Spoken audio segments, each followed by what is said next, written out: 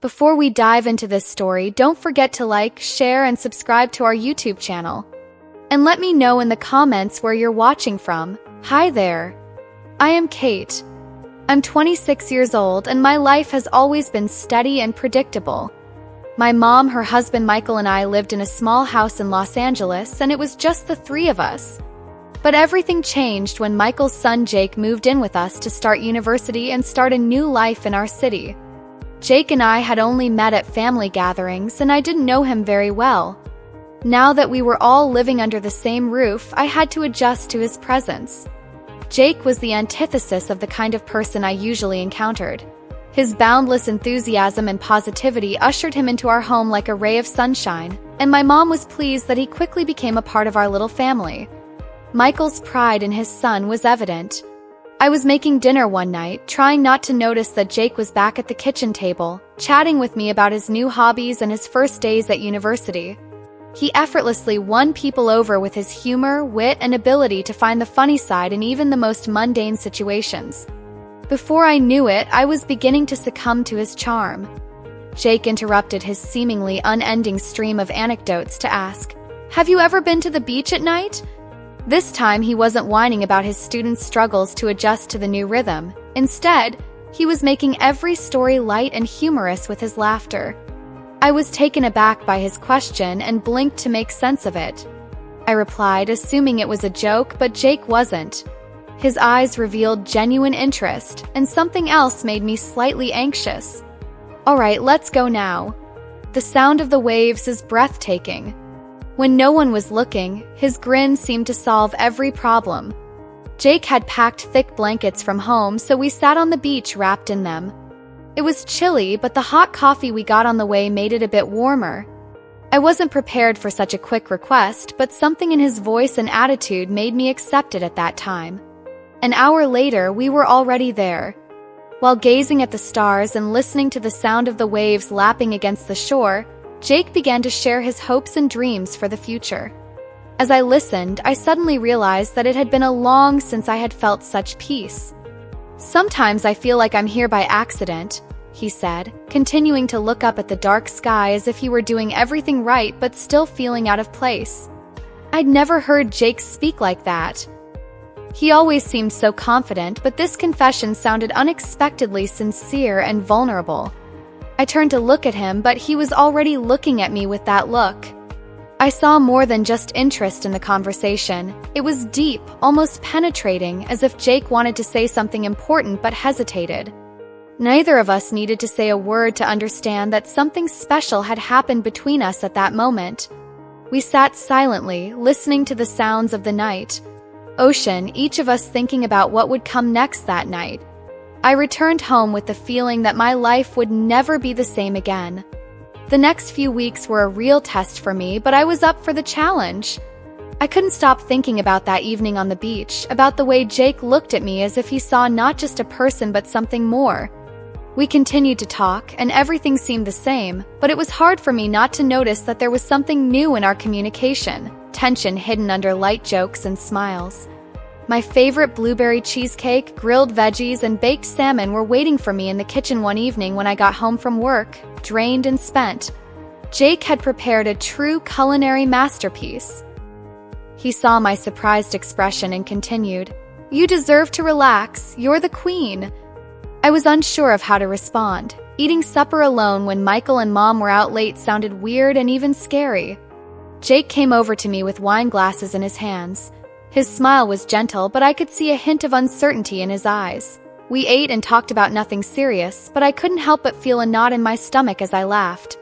His sincerity was almost too much to bear. I felt my muscles tighten as he started to speak, his voice barely audible above a whisper, and I couldn't help but wonder what was about to happen. We stood side by side, and it seemed like the whole world had compressed into that little space between us. "Have you ever felt like you're doing something wrong but can't seem to stop?" He moved closer, and I could feel his breath gently brush against my skin as I stared at him, speechless.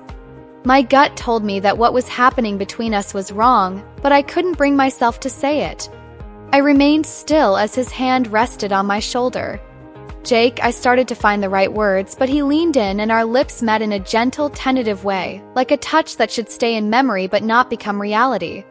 His kiss was warm and hesitant, as if he was waiting for my reaction, afraid of ruining everything. The seconds passed, and I realized I couldn't pretend, so I just stood there, staring at him in confusion as we parted lips. It was as if we were finally seeing the real people behind the familiar masks. I apologized, but I accidentally stopped him from kissing, and I stopped him by placing my hand on his lips. If you're still tuned into this video and find the story inspiring, drop a 1 in the comments to let me know you're still with me. I didn't need his apologies. I needed time to understand what had just happened. We spent the rest of the evening in silence, and it was the perfect opportunity for us to connect. I felt the tension between us grow, as if we had crossed an invisible line, and now we had to decide what to do next. I went to my room, locked the door, and felt my heart pounding in my chest.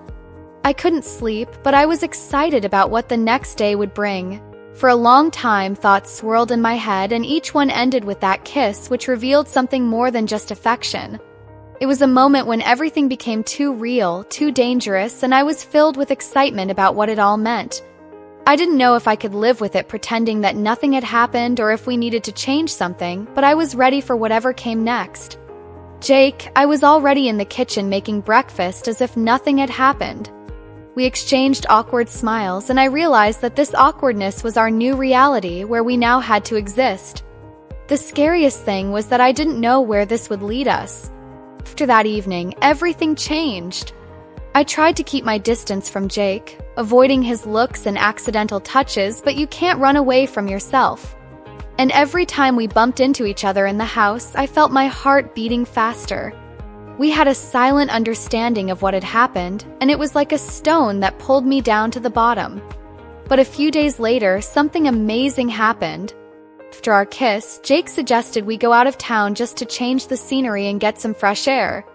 I was a little hesitant at first, but his insistence and smile, which always seemed so sincere, convinced me to agree. We packed a small picnic and loaded the bikes into the car, and then we were off to a park on the outskirts of the city. The park was empty and quiet, and I rode along the narrow paths, feeling the wind chill on my face and trying to distract myself from the thoughts of Jake, who was riding behind me. He joked, laughed, and tried to draw me into conversation, but I was too busy enjoying the scenery to engage. The world seemed to shrink to these winding roads and sunbeams piercing through the trees. When we reached a meadow by the lake, Jake suggested we stop. I agreed, wiping sweat from my forehead and sitting on the grass. We spread out blankets, and he took out a bottle of lemonade and sandwiches. We ate in silence, watching the water surface as the sun slowly set. Recall that fateful night on the beach when he unexpectedly inquired, "Are you here?" The stillness, unprepared for the question, I drew back in shock. His words were innocuous, yet they hit me like a ton of bricks. "Sure thing," I said, my voice quivering with embarrassment. Jake placed his sandwich on the blanket and gave me a serious look. The very expression I was trying to avoid seeing, because now I can't get it out of my head. "Kate," he began, and the sincerity in his voice left me speechless. A shiver went down my spine. I had been avoiding my emotions, but now he was making me confront them. "Jake, this is incorrect." He leaned in closer, and I could feel the warmth of his breath. I wanted to pull away, but I stayed. Our faces were so close that I could see every feature of his face and every emotion flickering in his eyes. Then, without waiting for an answer, he leaned in and kissed me. I started, but he shook his head as if he didn't want to hear excuses. My heart raced. What if being right is just being yourself, being honest even when everything seems confusing? He leaned in closer, and I felt my heart race. I responded to his kiss by letting go of any doubts I had about our connection, because this kiss was different. Not timid and careful like the first, but full of tenderness and desire. Not the scary kind, but the kind that made us feel like we understood each other on an indescribable level. Fade as we drew closer, I could feel an electric current between us. We didn't speak for another second. We didn't need an explanation, and the world faded into the background, leaving just the two of us reclining on the blanket by the lake, blissfully oblivious to the outside world. We both knew we had crossed a line that couldn't be crossed back. Even though I didn't know what was ahead, I could feel our story continuing. Jake, with a smile, took my hand as we watched the sunset. The long road home lay ahead, but this time the silence wasn't oppressive. It was a silence in which we had found each other. As the days went by, Jake and I became more open about our feelings. Her parents started to ask questions, like when Mom would give me strange looks when we lingered in the kitchen laughing over another joke. We pretended everything was fine, but we were trying to keep our true feelings at bay. On a particular evening, Michael returned home earlier than normal and discovered that we were preparing dinner together. We stood side by side, and there was an undeniable, palpable energy in the air. Michael then took a seat at the table. His head lowered into his hands, and he silently observed us, as if something was amiss. My goal in asking was to seem casual. I could feel the tension building in the air as Jake struggled to maintain his composure.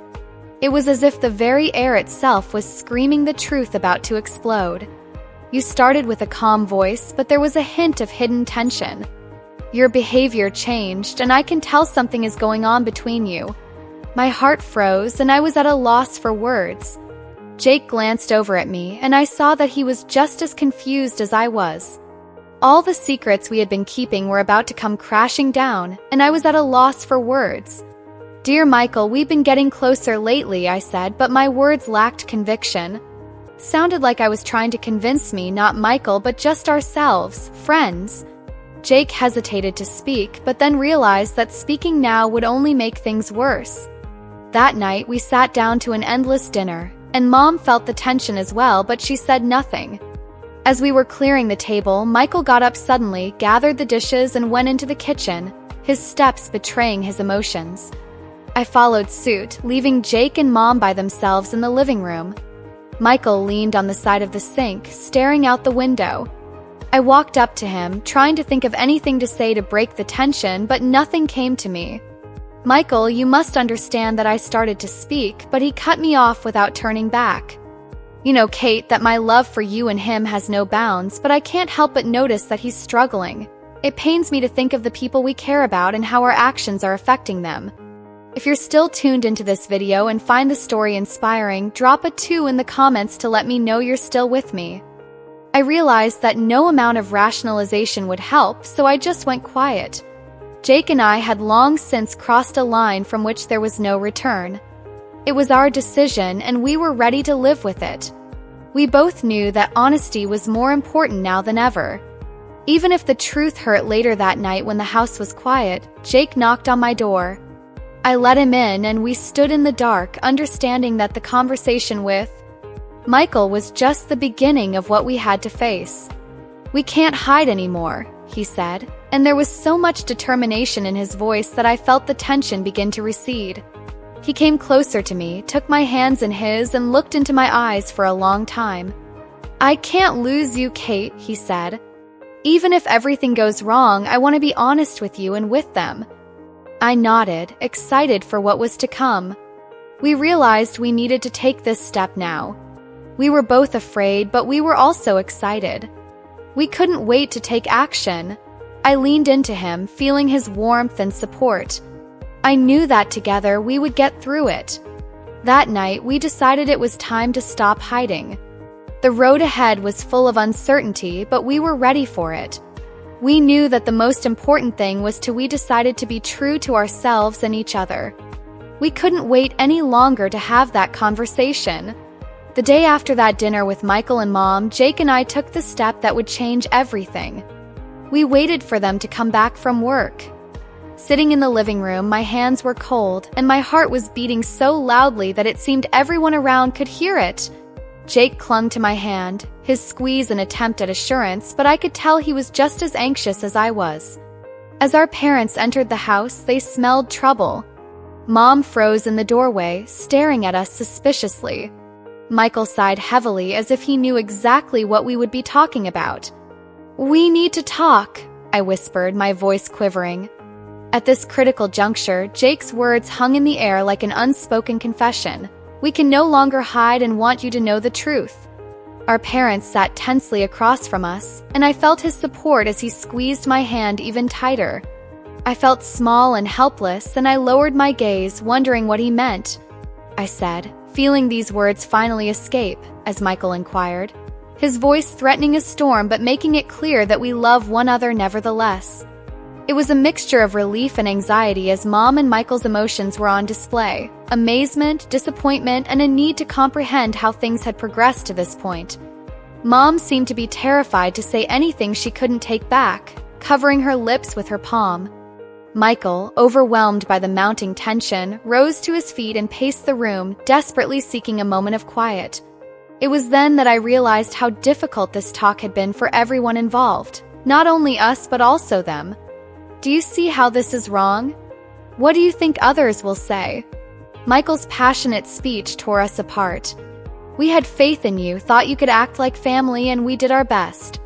The room was filled with heavy breathing and painful thoughts as Jake stood up and spoke in a strong voice. We tried to suppress our feelings, but it was difficult.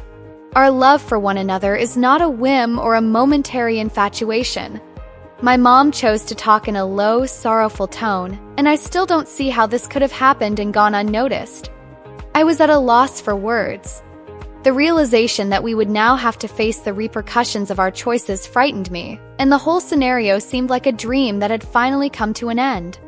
As the weeks went by, our lives were filled with awkward silences, strained discussions, and efforts to comprehend one another. We explained and attempted to sort out our emotions, and our parents finally started to grasp that our connection was more than a fleeting emotional phase. However, as we progressed in our relationship, Mom and Michael could see how much Jake and I cared for one another. They came to terms with the fact that love transcends logic and rules, and that not everything in life follows a predictable pattern. There will be many more conversations and trials ahead, but what matters most is that we chose to be honest, that we chose love even when it went against expectations and norms, and that we chose a path that would make us happy. That was our true beginning, trying to build a new understanding of what it means to be a family even when everything around us seems wrong. We started building our path step by step, realizing that we were together and that looking at him gave me the confidence that we could overcome anything.